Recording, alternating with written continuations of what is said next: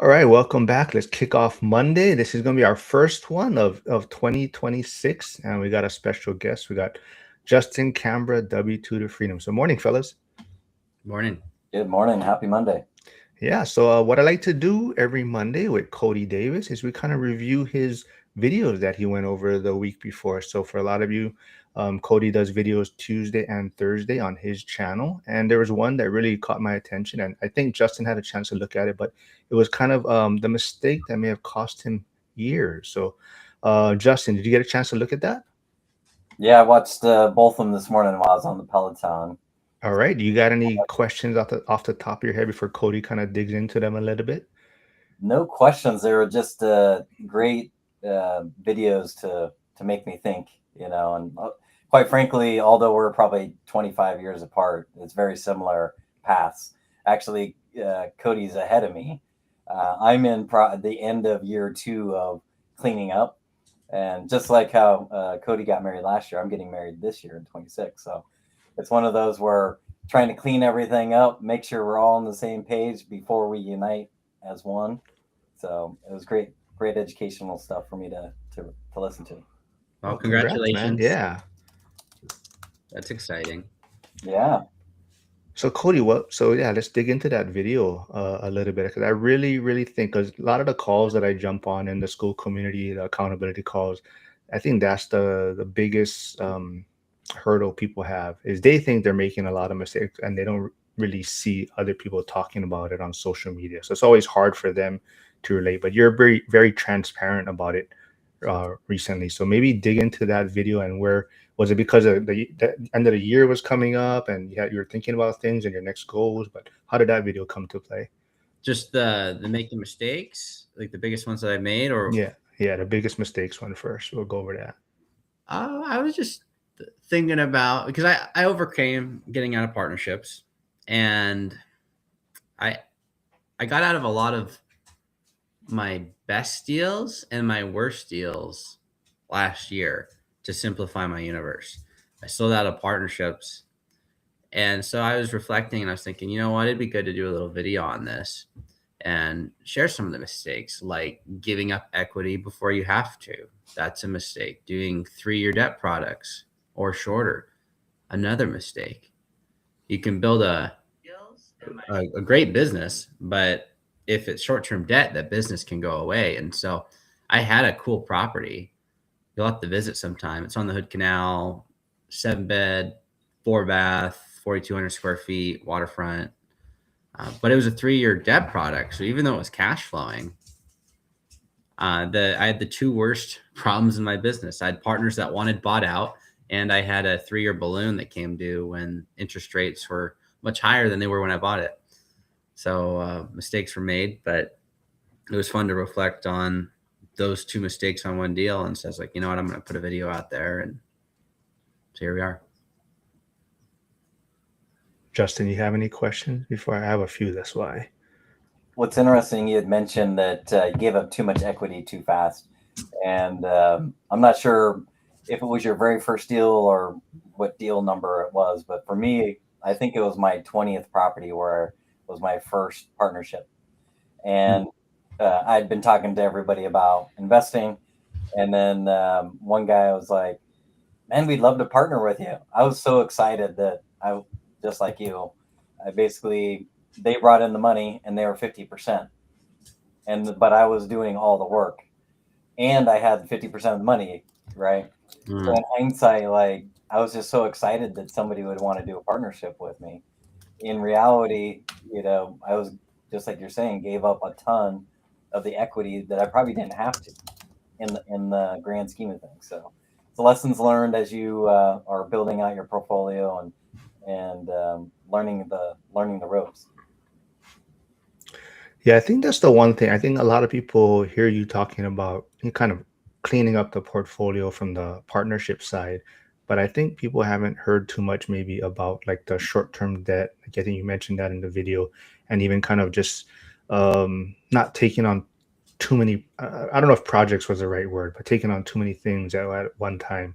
So maybe we can dig into that a little bit more, like the short-term debt. And I don't know if that affected Justin at all in his journey, but how did short-term debt come into play, and what were your thoughts maybe when you first were getting it, and then like you said, I think you paid the stupid tax. I think that's what you may have said, but so maybe talk about that, the short-term debt.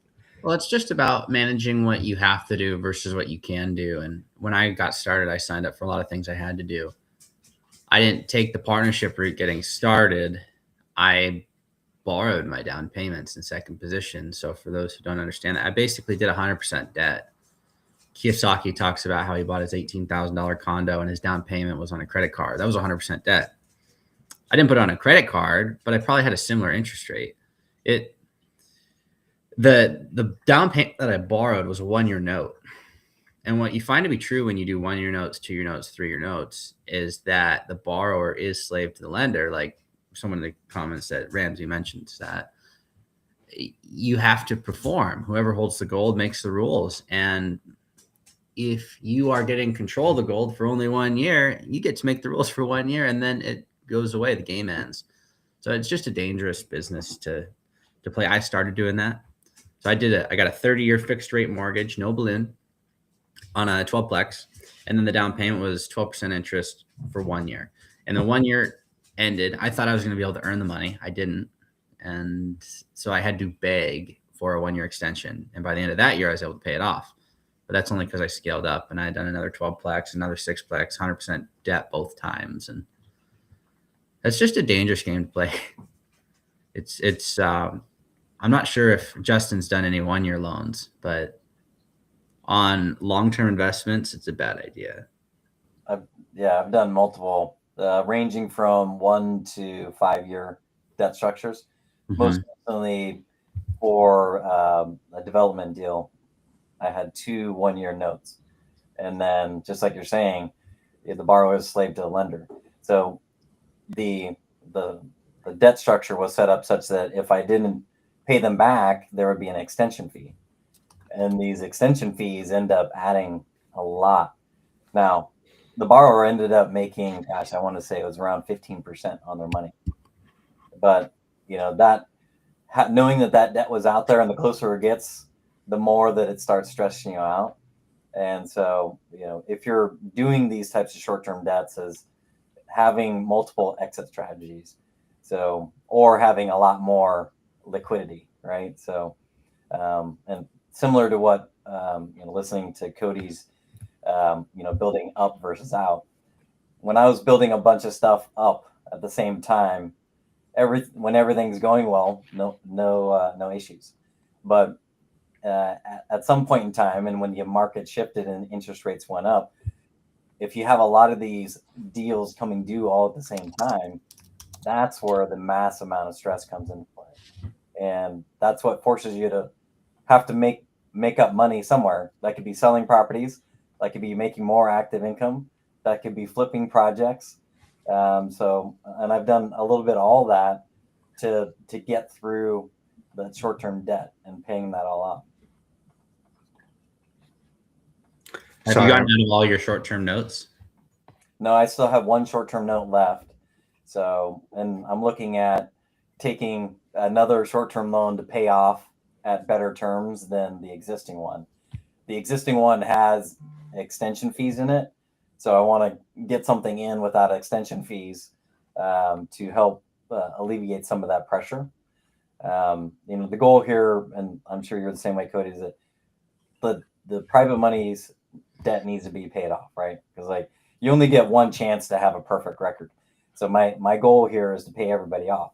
And the last one I did, and this is like Cody was talking about, when you're trying to get these big chunks of money. I think you called it the equity play or something like that. The last one I did, I actually had to bring money to the close. So imagine selling a property and not getting paid, and you bringing money. I had to bring $25,000 to the table to pay off the private money lender. So this just goes to show you that you can make a lot of money if everything goes your way. But if it doesn't go your way, you still got to pay the money back. Yeah, the capital gains approach versus a cash flow approach, right? So I put, we'll talk about it more towards the end maybe, but I put Justin's YouTube channel and Instagram, so you guys can also go check those out. He is streaming also, so go subscribe there. But Brady Morgan's here, and he's been tuning in quite frequently now. I know he's coming out. He's working on like a book also on investing. He mentioned it was a strategy that no one's talking about too much right now, or hasn't talked about. But he does have a YouTube channel, so I also put that there. So go check him out. But he says I got stuck in a hard money loan when the pandemic hit because the banks tightened lending for a bit. He said that was fun. So has that impacted you guys in any way? Like, did the pandemic impact any of your guys' loans, like Cody, for you? Well, I wasn't qualified to get bank loans then, so it didn't change my business model. I mean, back then, that's when I was getting into a bunch of my deals. When everyone was pulling back, I was pushing in, and I bought most of my properties from 2019 to 2024, and I think I got my first bank loan in 2023,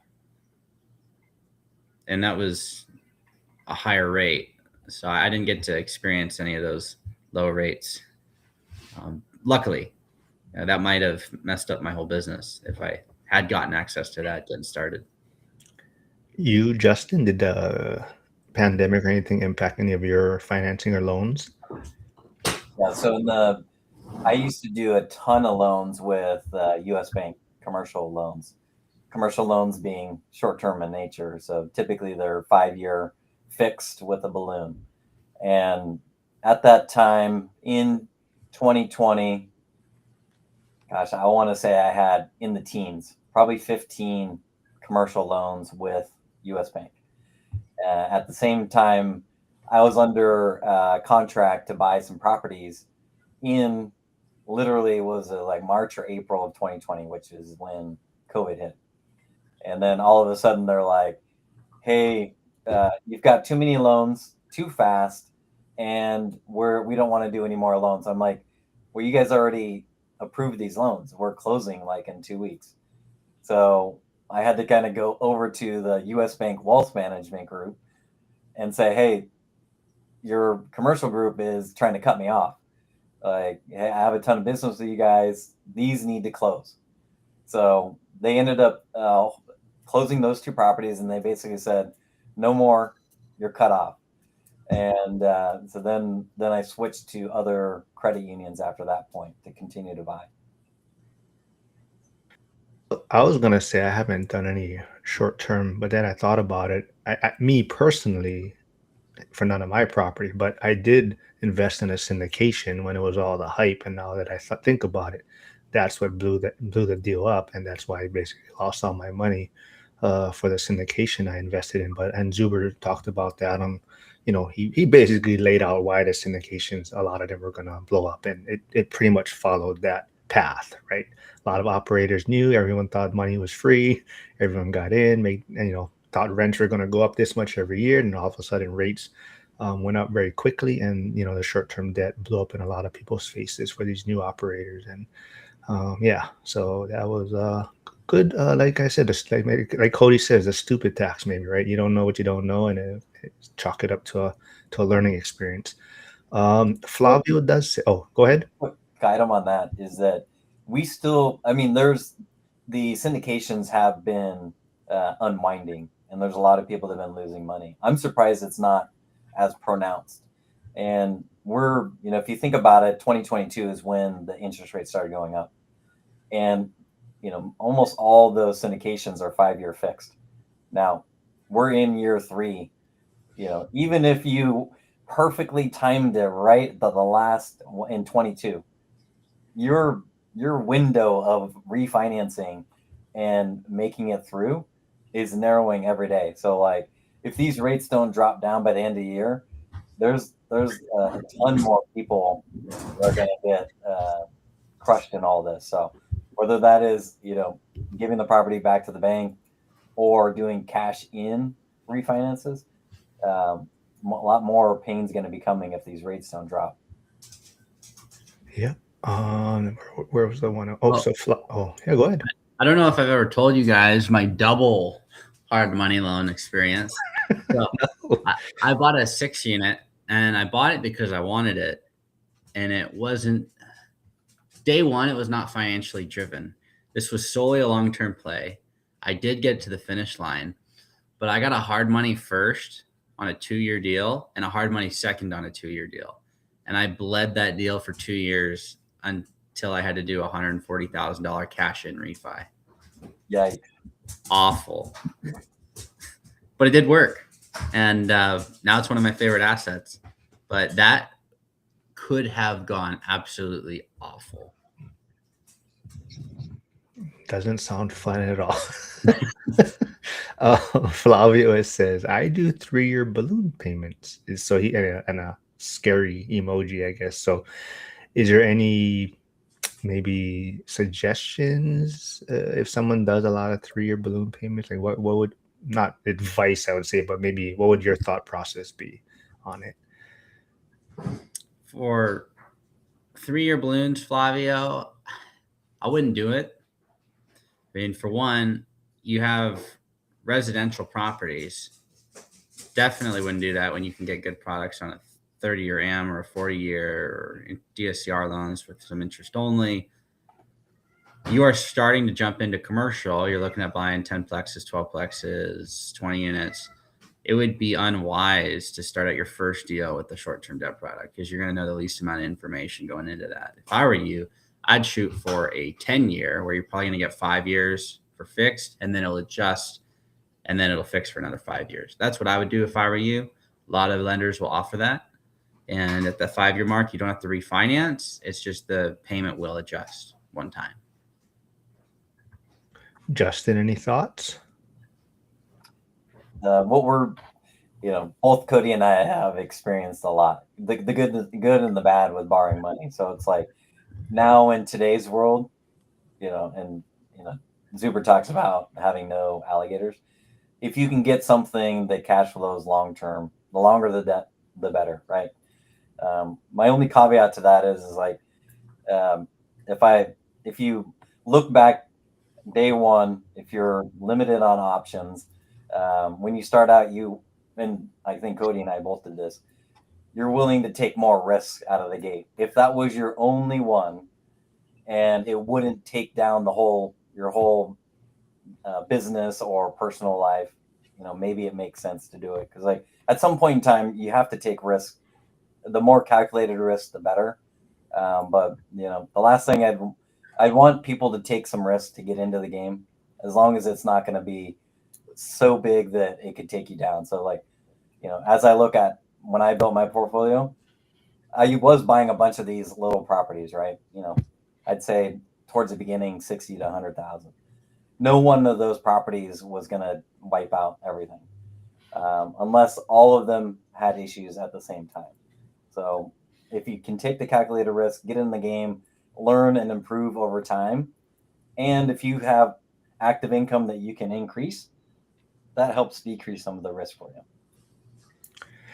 And I'm not sure if this played any role in it, but it seems like, Justin, I know you've touched on it. You're kind of maybe cleaning up your portfolio a little bit. And Cody has also touched on that. And Cody recently got married. And you just said you're also getting married in 2026. So you think that has played a role in maybe you looking at your portfolio any different? I don't know if that was Cody's reason also too, but do you think getting married played a role in it? For me, 100%, because I wanted to have where it's much more stable, right? And the other thing is that the end game is that you want to spend more time with the person you're going to marry, right? So my fiance, she's still working a W-2 job.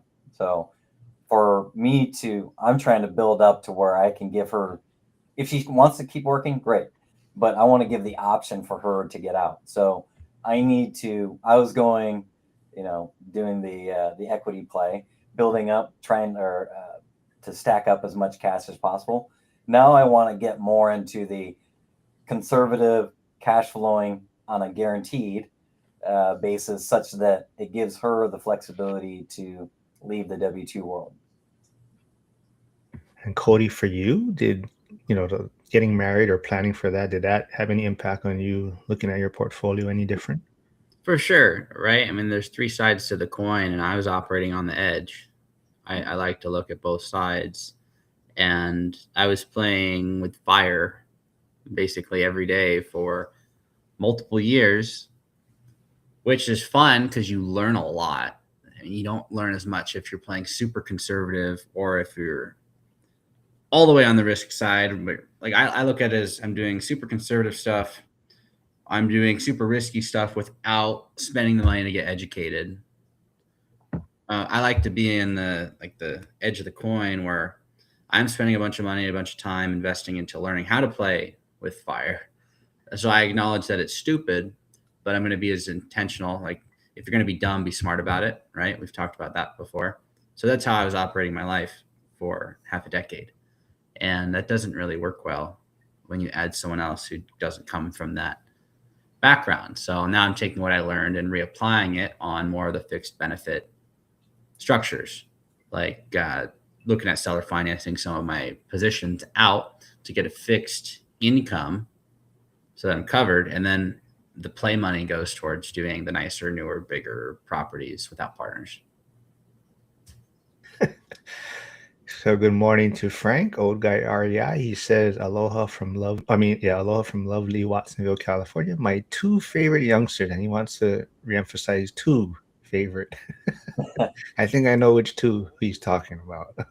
But yeah, I think Cody, you even touched on it on your recent video with Zuber, and maybe people aren't aware of it or haven't seen some of your videos, right? You've been talking about how you were under so much stress that you were bald, right, for a period of time on some of your videos. And I think even so I go through the comment section and there's people that want to know what you're taking to make your hair grow, because I think a lot of us may want to try it. But there was a point where you were very stressed, right?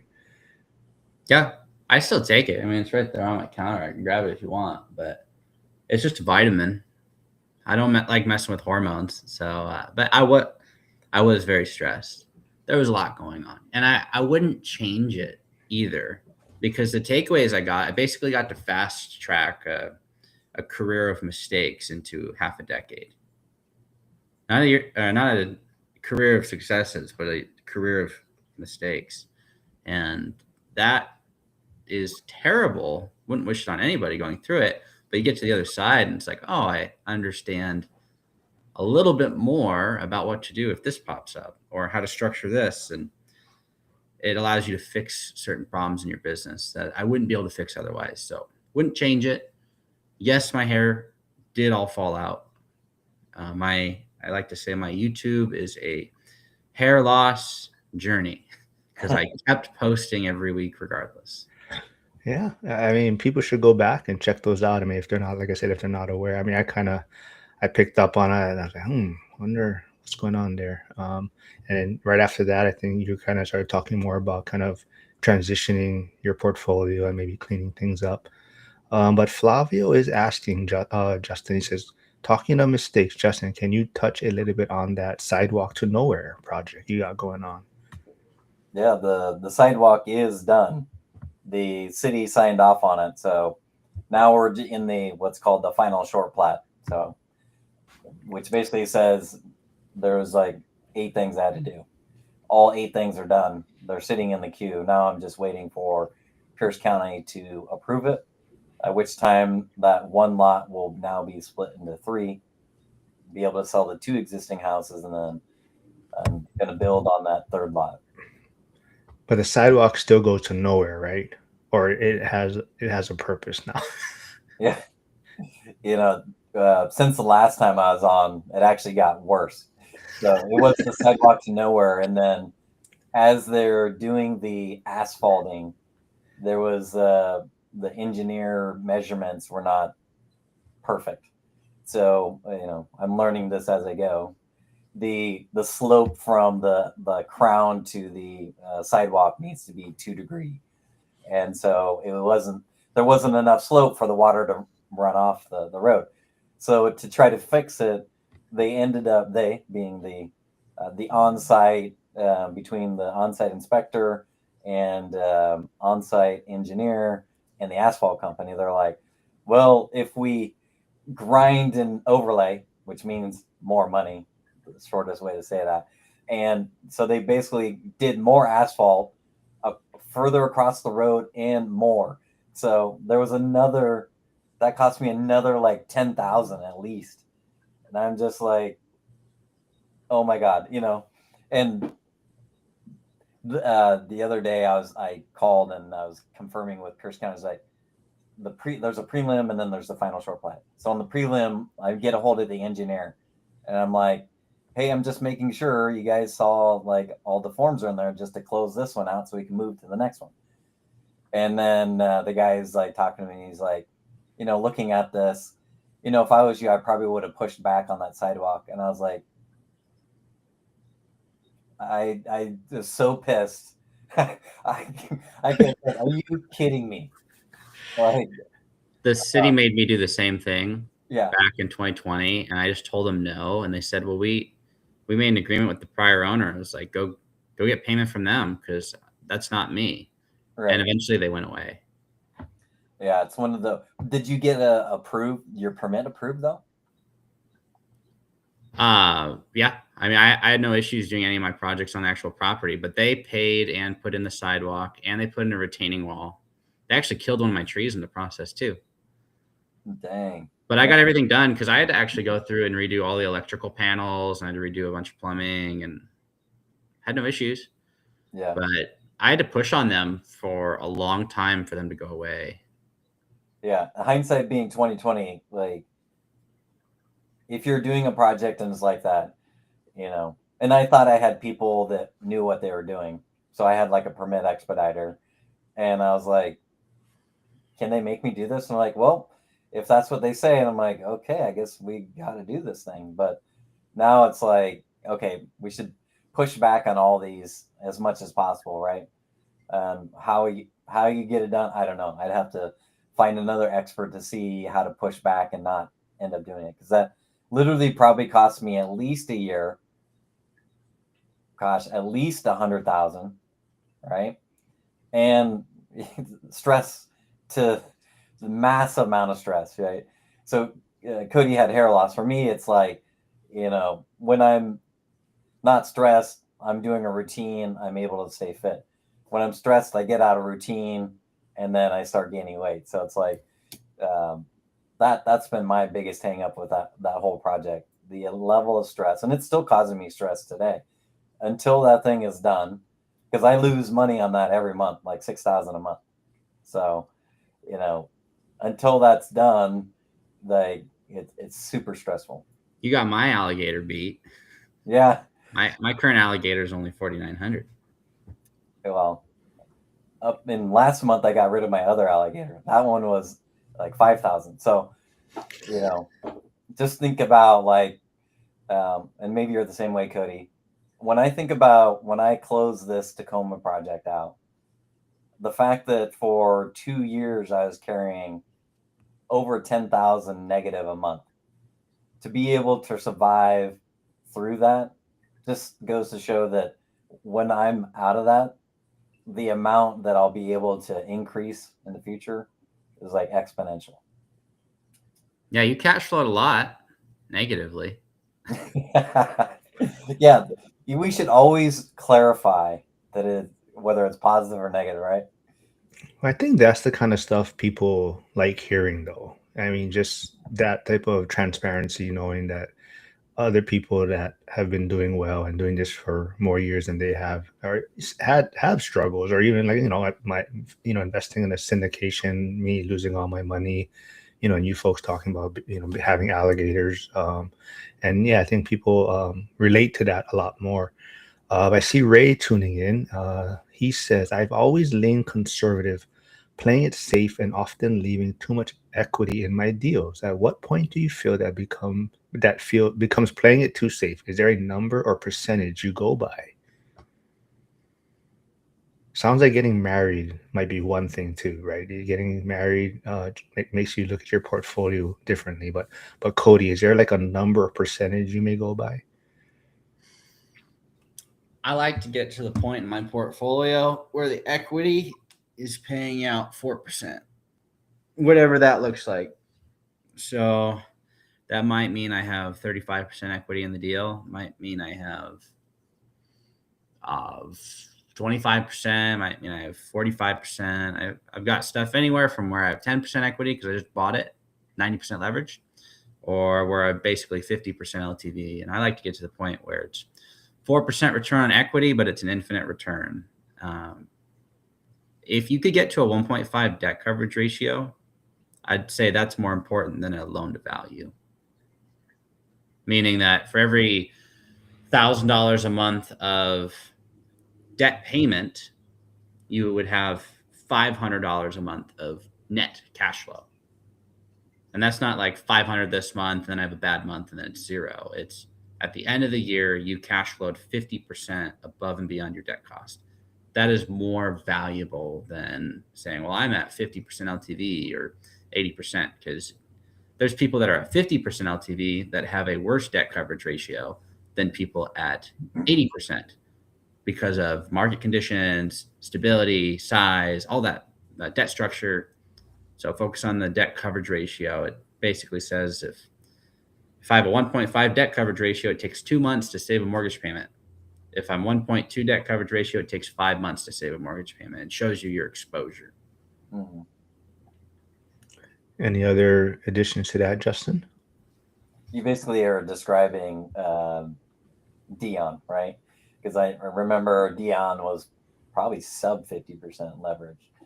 And it really comes down to, like, with Dion's lifestyle, like, he was happy with that. He wasn't trying to grow it. He had enough income coming in, right? If you're trying to grow your portfolio, increase the cash flow, whatever you're trying to do, you know, if you have the cash, keep putting the new cash in. If you don't, you can refinance and then redeploy it. Now, if and when these rates do drop in, you know, you should probably restructure your debt at that time, pull some of the cash out, put it into, like Cody's talking about, a higher return on equity, such that you can continue to stack up more cash. Yeah, and I see Coach Nick tuning in. So if real estate is not the asset class you prefer, he has done real estate and he still looks at real estate, but Coach Nick is definitely into Bitcoin right now. So if you want to know more about that, there is his YouTube channel. So go check him out over there.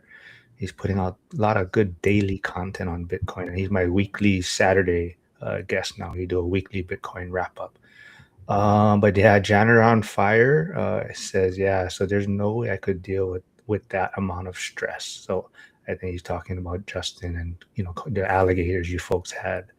The biggest alligator I've ever seen that a friend had, like a close friend, was 300,000 a year negative. That's terrifying. The biggest one I ever had was, I think it lost like 180 in a year. Dang. But that wasn't just on operations. Operationally did okay. That was like continually doing CapEx month after month after month after month. And that's a lot of people don't understand. You can have a property that will debt cover and still lose a ton of money due to CapEx because they're different metrics. So you gotta be careful. Renovating too quickly can take you out. I have a property like that in Wisconsin. It's it's related to constant turnover. You know, at the beginning I was like, oh, I love this property because it's 3-bed, 1-bath. But what ends up happening is when you have these bigger units, yeah, you can get more rent, but they tend to have kids. And when you have a lot of kids in an area, they're actually the problem. And so, you know, we go from literally in October, we were fully occupied. Life is great. And now we have 25% vacancy, 4-unit turnovers. And then the unit turnovers range from, depends on the last time it was turned over, 2,500 to 8,000. And so now we're having to do some owner contributions. This is one of the last partnership I have left. And so we're sitting here dropping in 8,000 a piece to fund this thing, right? And then we're coming up in January of 27 is our refi. Our balloon's coming up, right? Because it's 5-year debt. So we used to expense everything, and this debt is at 375, and you know now the the guy we had originally on it, he since retired. Now there's a new guy, and then they're doing their annual audits, and so now they're asking for the T12, and they're like, "Man, your DSCR or debt service coverage ratio is dropping low, right? Because we just been expensing everything, and then that we take losses, and then that helps from a tax. But now when we're going to refi, now we're shifting like for 26, we're going to shift all that from expenses to capex to help the T12s. The goal to then give us the option of be able to refi when we get into, let's call it Q4 or something. We got to wait because we need the rates to come down and then to refi. Brady Morgan is saying elevation and grade issues can be tricky even for experienced contractors. As a building inspector, I have seen my share.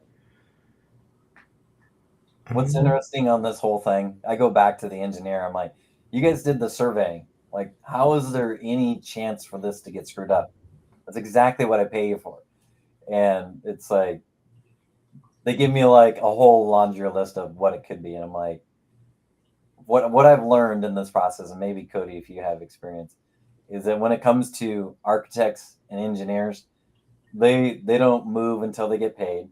They have zero incentive to move faster to help you get done faster, and they're very good at saying what they don't do and not hold. Basically, you being the developer are 100% accountable for everything, and so you always got to be like monitoring everything that they do, because you have to protect your own interest and make sure that it gets done and audit what they're doing.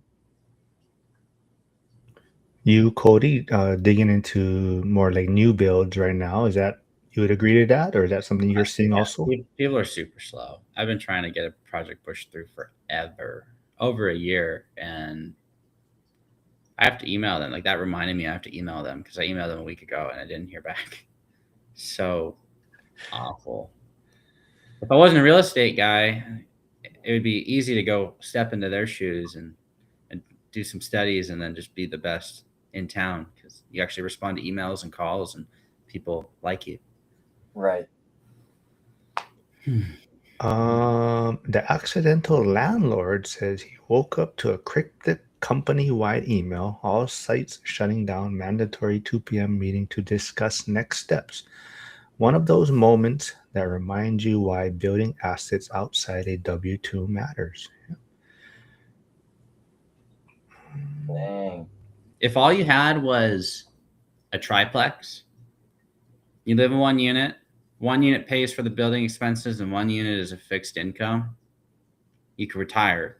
It wouldn't be great, but you could retire. I know people that have done that. So it takes one.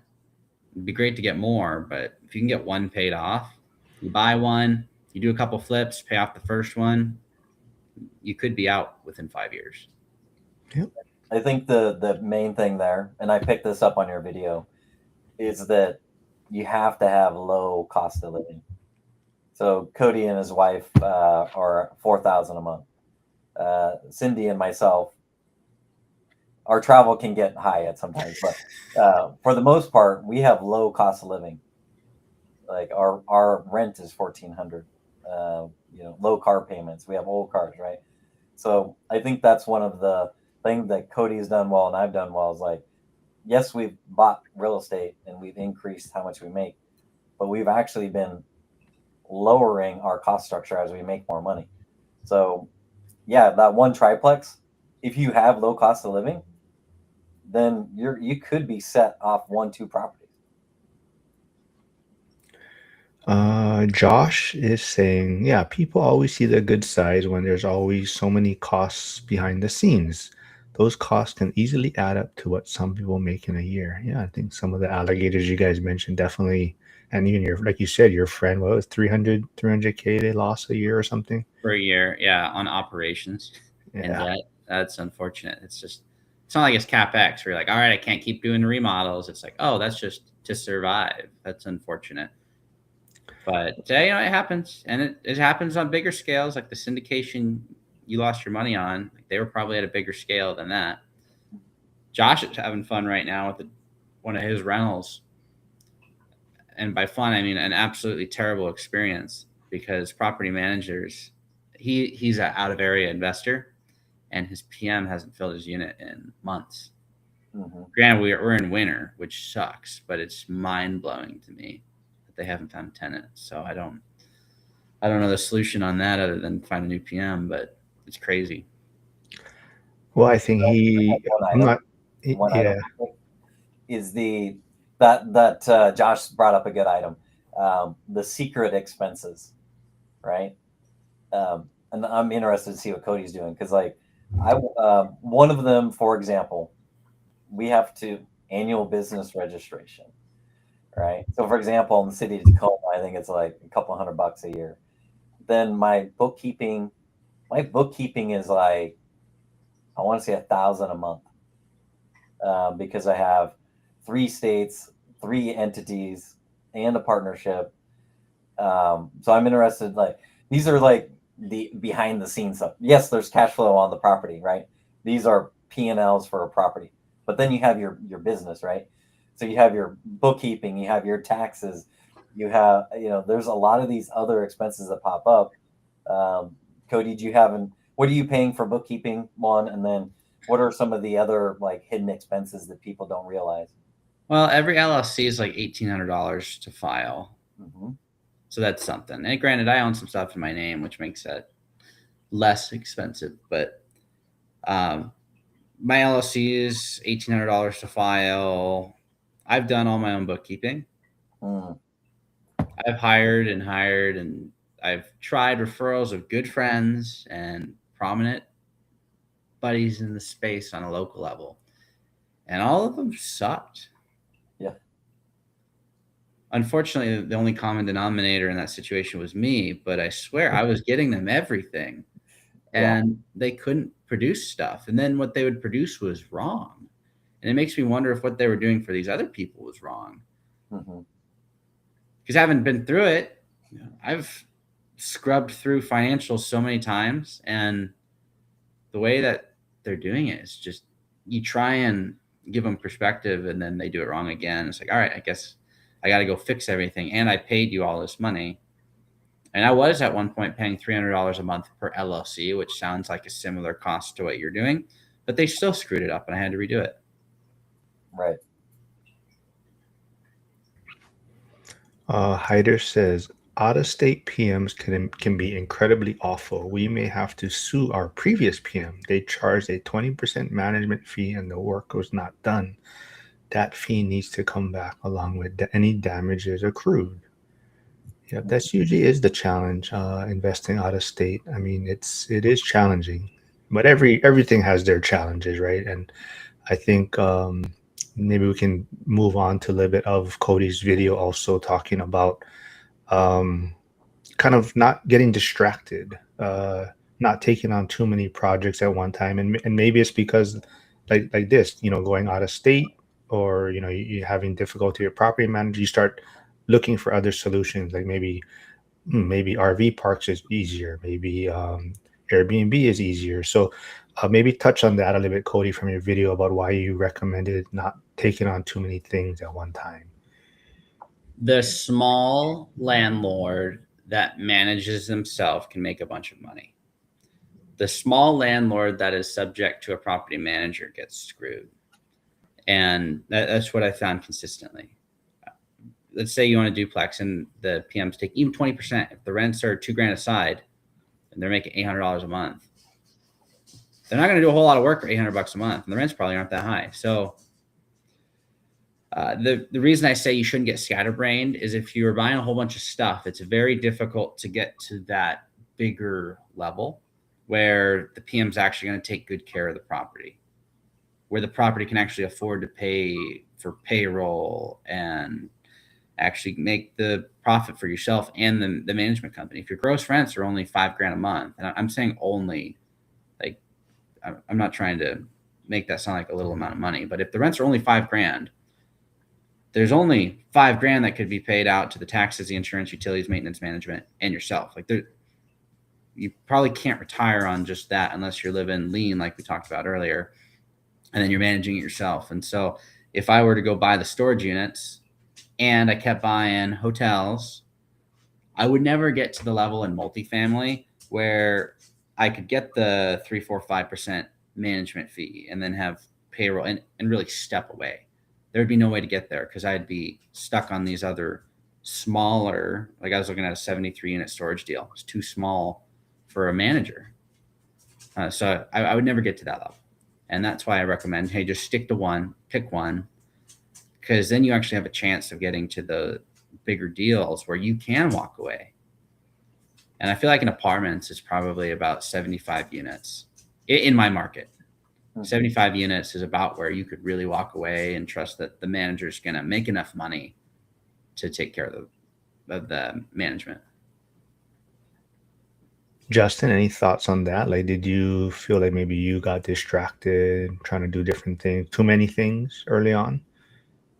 Yeah, 100%. Yeah, because I was listening to Cody's video where he's talking about getting into a lot of stuff, and I'm guilty of the same. I'm like I like variety. I was doing a ton of stuff, right? And Cody's video is talking about building, instead of, I was going to the extremes.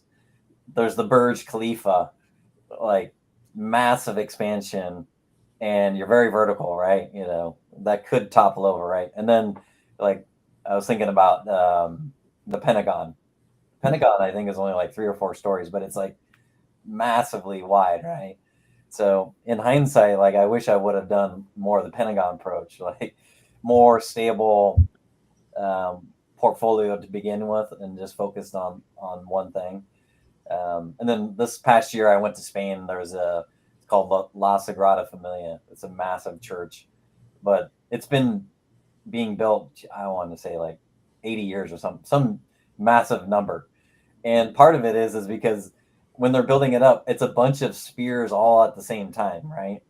And that's effectively what I've been doing: in state, out of state, short term, medium term, long term, development. And if I would have just stuck with like the core, and the more I hang out with Dion, I'm like, man, if I just did like 5 house hacks and self managed, I'd be in a better scenario, right? Because like we're talking about property man, I just did the rough math. I'm paying about 5,000 a month for property managers if you add up all of it, and it's one of those where it looks like a large number, but I have, gosh, probably 6 property managers. There's one that only does one, but still, that's like $250 a month. And you add all these up, and then they start becoming large numbers. So it's like, if all this was in 1 hour from where I lived, I literally could take it back over and have 5,000 more cash flow. Is it more work? Yes, but 5,000 in cash flow, that's a lot of money for a lot of people. Do you guys think part of it is because people get bored with what they're doing? They try to diversify or do too many things, or do they get caught up in that whole idea of diversifying? So is it they're getting bored because what they're doing now and they want to try something else, or is it because people keep telling them they need to diversify for risk management reasons? So Cody, what's your thoughts on that? Probably both. I mean, it sounds fun, and everyone's getting beaten into their head of you got to diversify. And personally, I wouldn't diversify till you're at like 10 million in equity. That's actually paying out, because 10 million, you could probably pull 400 or 500 grand a year passive, not managing the portfolio. So that would be my recommendation. That's what I'm doing personally. I'm not diversifying until I get to 10 million. So I have a few more years to go. And then when I get there, maybe do something else. But I probably won't, because if you can get to 10, you can get to 20. And you can also take yourself out by doing some stupid stuff. So then I don't know that I will diversify from apartments. I'd probably just put some money in stocks and different things like that.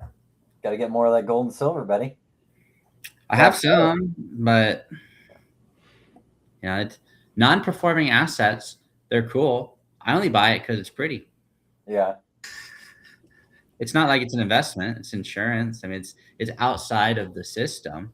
Right. And the other thing is, it's not on my balance sheet. Like, what if you have money outside the system? Why do you want to tell people about it? It's my thought. So My it's just my there. gold and silver is literally has always been the break glass in case of emergency. So and then the last like what 30 to 45 days, it's like doubled. So it's like okay, you know, very fortunate that that's happened, but it's one of those things where it's hard to transact, harder than not as hard as like real estate, but like a stock, you can trade out of it quickly. But I like the gold and silver just as a you know ultimate protection to where if I do get into a massive amount, I do have enough to unwind if I needed to. Looks like the property management discussion brought up a few questions. So Brady is saying, if you had a portfolio of only 15 long-term rental homes, would you self-manage or look for a PM? And then Cody Evers is asking, would you take it back over and then hire someone personally to help you so you don't have to do all the work? So I guess if you self-manage in the beginning, would you transition over at some point so you're completely hands off? So maybe you, Justin, because I know you have some out-of-state things, right? So what's Mhm. your thoughts on that? For the out of state stuff, I don't think I'm ever gonna self manage that. For the local stuff, quite frankly, I've been thinking about, man, should I just do it myself? So I would be potentially open to doing it myself locally, but it comes down to like what kind of lifestyle you want to live, right? So um, if I keep stacking more and more properties, if I did self manage it, doesn't mean me personally. Ideally, I could hire somebody that I'm paying that would help manage that, whether they're full time or part time, to to help me with that. But I could foresee like a couple years down the road, I could get out of all 1031 out, all of Midwest, plug it all back into 1 hour Seattle. That may be just one large building or a couple smaller multifamilies, such that I could do the management. Cody, any thoughts on that? Well, to Brady's point, he said, Oh, if I had a portfolio of, and he said only 15 long-term rental homes, would you self-manage or look for a PM? I would sell them and buy one. I'd rather have a 15-unit apartment building than 15 houses. My thought. And if you sell the 15 houses, you could probably buy more than 15 apartment units. So you could probably go buy 2 15 units or 3 10-plexes. I'd rather have less locations and then I'd put it in with PM. I don't like rental houses, and I have a few, and I own some out of state. I own some in Tennessee. I own some in Indiana. I own some here in Washington. I've done the out of state thing, still do, but I would trade those houses for apartments, and I'm in the process of selling my out of state houses, which are with third party PM. Sell those and go buy apartment buildings locally. shoots, I skipped over this one. I want to bring this one up. I think this is from Cody's channel. Christopher Gallegos is asking, how can I determine how much I can afford for 2 to 4 units? So Depends if you're just, going to owner occupy or not. That's my point. yeah. You want to share, Justin? Yes, and if you had a client, let's say you had a client looking for a 2 to 4, how would you direct them in your market, Justin? Well, like Cody's saying, if you're owner occupied, then it comes down to debt to income ratio. I want to say, don't quote me on this, but I want to say it's around 41%. So if you took all your expenses, including whatever this 2 to 4 unit you're going to buy, if you were making 10,000 a month and all your expenses was 4,000, that'd be a 40% debt to income, and then you could get approved. If you're doing if you're doing whether it's a conventional owner occupied or FHA owner occupied. If you're going to look for a debt service coverage ratio type loan, Typically, they're going to want to see a 1.25 debt service coverage ratio. That's kind of your standard. There are other stuff that will let you go lower, but I would probably stick with the 1.25 product. At which point in time, back to originally Cody was talking about, if you had $1,000 as a mortgage payment, a 1.25 would mean that you'd get $1,250 of income coming in. That would get you the 1.25 debt service coverage ratio. And he follows up with, would it be too much to chew to go for a 10 unit versus 2 to 4 units? No, I started with 12. My first rental non-owner occupied was an 11 unit, and it's part of it was I didn't know what I didn't know, but I think what Cody's going to say is, if you have more units, there's more. It's a little bit more stable to help you. If one unit's vacant on a 12 unit, that's what, 8% or something like that. Versus if you have a duplex, one unit's vacant, that's 50% vacant. So there's that's one of the pros. Obviously, the con is probably more money to purchase than a 1 or 2 unit. Well, and as an example, my buddy just had a fire in one of his duplexes. Both of his tenants left. I had a similar fire in my 12 unit, but because my 12 unit's multiple buildings, I only had one person leave. Even if I had all the people in that building, on that side of the building, leave, and it was 3 people, I didn't lose 100% of my income like the duplex did. Mm-hmm. So you can have tragedies happen and still have more income coming in. So that's why I would recommend looking into bigger stuff. But if you're more researched on duplexes, it would be unwise to go buy a 10 unit until you do the similar amount of research on that type of building. The one thing I just would say is always make sure, sometimes you may qualify for a property, but that doesn't mean you can afford the property. So I think Justin may have touched on, so you may qualify for this loan or this property based on what the lender's requirements are, but just make sure you can actually afford it with maintenance, CapEx, reserves, those type of things. Let's see. A lot of talk of silver in the chat. But yeah, maybe we can just we'll dig into Cody's. Well, let's see. Oh, it's kind of we'll dig into Justin then. Justin, what you messaged me before the new year wrapped up, right? And you kind of needed not needed my help, but you wanted me to hold you accountable for some things in the new year. So what is that all about, and what is the vision for 2026 for you?